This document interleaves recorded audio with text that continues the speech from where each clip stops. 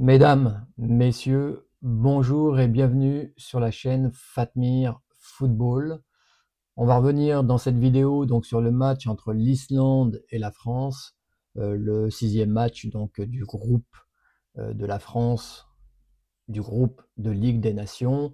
On sait que la France est qualifiée depuis un certain moment, hein, pour cette phase finale de Ligue des Nations qui va donc se dérouler à l'automne.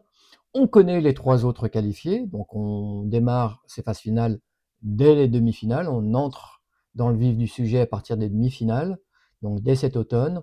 Donc avec la France, il y aura quand même le très, très haut du panier au niveau des nations, du football féminin. On aura donc l'Espagne, on aura l'Allemagne et on aura la Suède. Alors quand on regarde donc, ces 4 nations, la France, est un peu l'intrus, dans ces qualifiés parce que la France est la seule nation qui n'a encore rien gagné, concernant donc une compétition majeure, concernant un événement majeur. Donc j'espère qu'on va rectifier le tir dès cet été, dès le mois de juillet pour l'Euro. On croise les doigts, je touche du bois.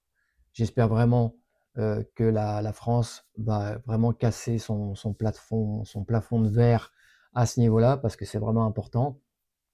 Et s'il ne le fait pas, bah, j'espère qu'on aura au moins en fin d'année donc cette Ligue des Nations.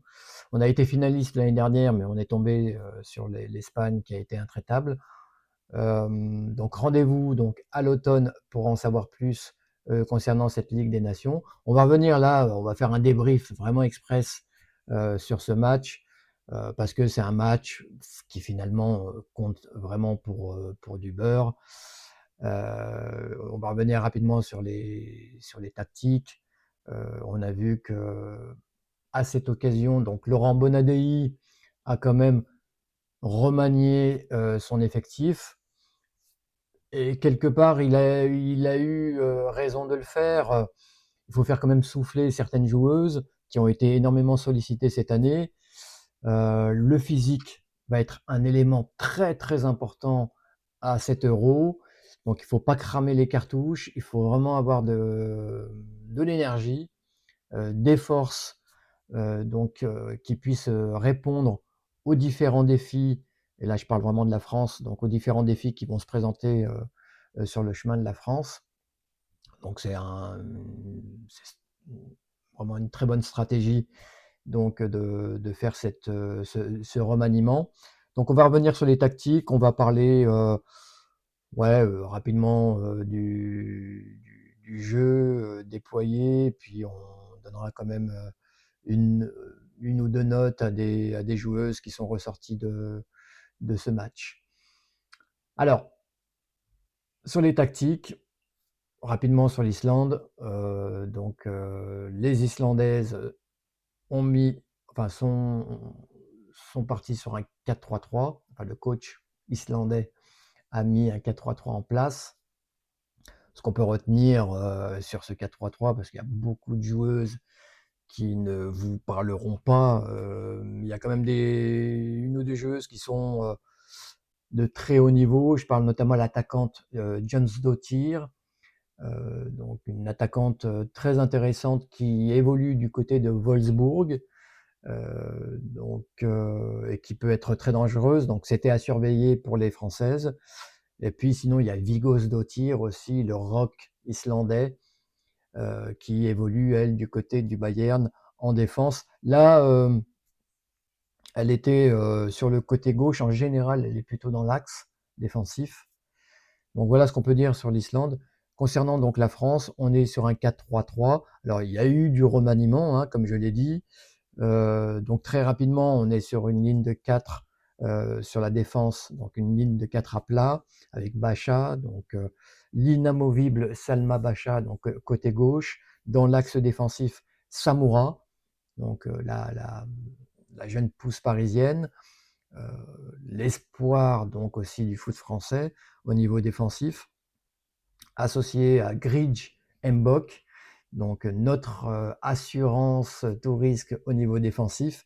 Et puis donc côté droit, Celle qui a explosé cette année avec le Paris FC, donc Ndongala, Melvin, donc côté droit. On a ce milieu de terrain, donc toujours à 3, sauf que on n'a pas les mêmes. En général, on a Toletti associé à Karchaoui et Graziero. Toletti est toujours là, ça c'était important. Il faut vraiment qu'elle accumule de l'expérience, qu'elle gagne en personnalité également. Donc, il faut qu'elle, parce que pour moi, Sandy Toletti est amenée à être capitaine de cette équipe dans les temps qui viennent. On sait que c'est Gridge qui a hérité du brassard de capitaine avec l'assentiment de tout le monde, mais je pense que Sandy Toletti sera amenée à avoir ce brassard de capitaine à un moment donné.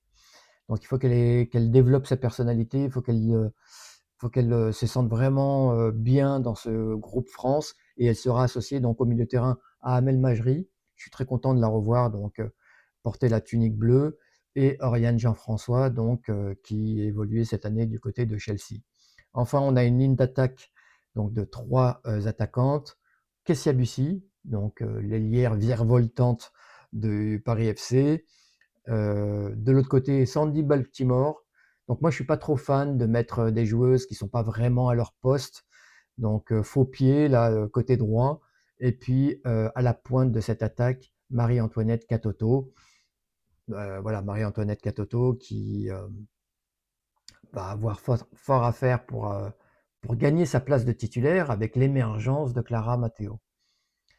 Sur le déroulé du match, vraiment rapidement, les choses se sont décantées au dernier quart d'heure du match. Auparavant, dans des conditions quand même, on peut dire déplorables, on a souvent des terrains qui sont pas super pour offrir du spectacle.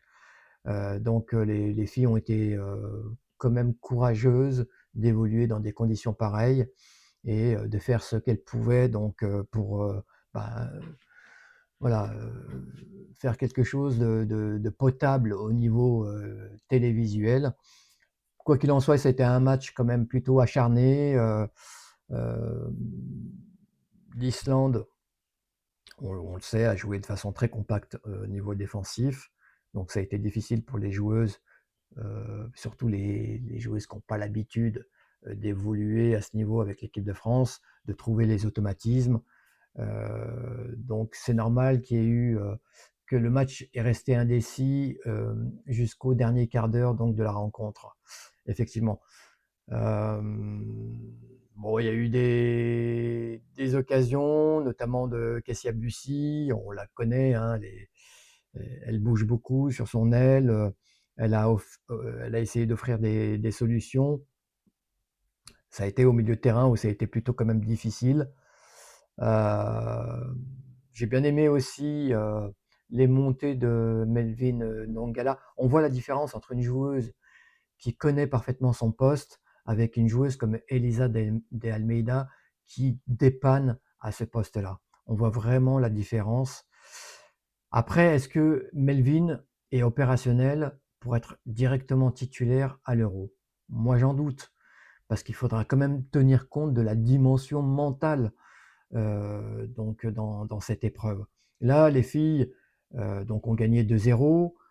Donc je rappelle, hein, 5e but en plus en 5 matchs pour Sandy Baltimore, qui maintenant appartient à un club très fermé des buteuses françaises qui ont marqué 5 buts, au moins 5 buts en 5 matchs. Donc elle rejoint notamment Marinette Pichon, Eugénie Le Sommer qui l'a fait 2 fois, et Marie-Antoinette Katoto, par exemple. Donc bravo à Sandy Baltimore, qui a gagné maintenant en lucidité devant la cage. Elle devient régulière, et ça, c'est super. La France va pouvoir se reposer sur cette force-là, c'est sûr. Donc, premier but de Baltimore, et puis deuxième but de Graziero en contre-attaque. Graziero donc, est rentré en cours de jeu. On peut aussi noter la rentrée en cours de jeu de Clara Matteo, qui est vraiment une joueuse très intelligente et qui fait aussi beaucoup de bien et qui apporte une corde en plus à l'arc de l'équipe de France. Donc 2-0, et ce que je voulais dire, c'est que l'équipe de France donc a joué de façon un peu poussive, effectivement, mais c'était normal avec tout ce remaniement, il ne fallait pas s'attendre à avoir un football champagne. Voilà ce qu'on peut dire hein, sur les déroulés du match. Je vais quand même ressortir donc Sandy Baltimore, hein, je l'ai dit, qui est sur une très très bonne lancée. Il va falloir la conserver donc jusqu'à l'Euro.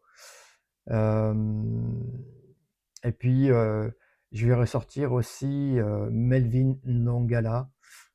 Donc à ces deux joueuses, je vais leur mettre la note de 8/10. J'ai trouvé Melvin très très active, très intéressante, qui n'a pas hésité à monter, effectivement. Donc c'est bien. Alors dans ce type de match, effectivement, et c'est pour ça que Laurent Bonadei a eu raison quand même de faire ce renouvellement, ça permet à certaines joueuses quand même de se montrer, de grappiller un peu d'expérience, de se frotter au très haut niveau, même si c'était un match qui n'avait pas d'enjeu. Le seul enjeu pour la France, c'est d'entretenir la dynamique. Donc 6/6, c'est super. Donc on a survolé ce groupe pour cette Ligue des Nations, avec des nations quand même qui sont embêtantes à jouer. Ce n'est pas les toutes premières nations comme peuvent l'être l'Espagne, l'Allemagne, l'Angleterre. Mais voilà, on a fait le travail, on l'a fait plutôt bien. Et en plus, on a fini le travail sans les légendes, sans Wendy Renard, sans Eugénie Le Sommer. Et d'ailleurs, je me suis rappelé ce que j'avais indiqué dans ma vidéo précédente en disant que c'est quand même dommage qu'on ne fasse pas appel à Wendy Renard. Alors, pas pour qu'elle soit titulaire, ça c'est clair et net.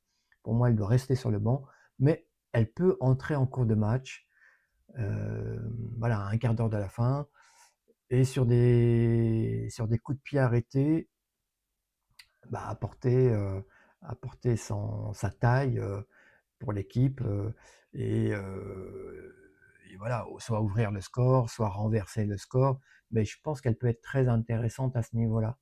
Et on a bien vu que Selma Bacha, sans cette tour de contrôle qui n'existe plus dans la surface de réparation, elle est un peu perdue, et l'équipe de France, c'est sûr et certain, il y a encore des joueuses qui sont bonnes de la tête, ne serait-ce que Gretchen Bock, mais je pense que l'équipe de France va du coup, de facto, avec l'absence de Wayne Renard, marquer beaucoup moins de buts sur coup de pied arrêté. Donc il va falloir être très bon sur les autres phases de jeu pour compenser ça. L'équipe de France, à un moment donné, s'en sortait avec ses coups de pied arrêtés. On savait qu'il y avait Wendy Renard et qu'elle pouvait faire mouche à n'importe quel moment. Et ça, on ne l'aura plus, à moins que Laurent Bonadei revienne sur ses positions et rappelle au moins Wendy Renard. Eugénie Le Sommer, pour moi, c'est réglé, elle doit passer à autre chose, mais Wendy Renard peut encore apporter ça pour l'équipe de France. Donc il faut peut-être qu'il y pense. Donc voilà ce que je pouvais dire sur ce match. Si vous aimez donc le foot qui soit pratiqué par les femmes, par les hommes, eh ben vous êtes au bon endroit. Donc n'hésitez pas à vous abonner, à commenter mes vidéos, à mettre des pouces aussi, bien évidemment. Il faut qu'on soit bien référencé dans l'algorithme YouTube, que nos vidéos soient proposées au plus grand nombre. Rien ne se fera sans votre concours. C'est une toute petite action à faire de votre côté, mais une grande action militante pour le foot féminin. À très bientôt les amis. Va va voum!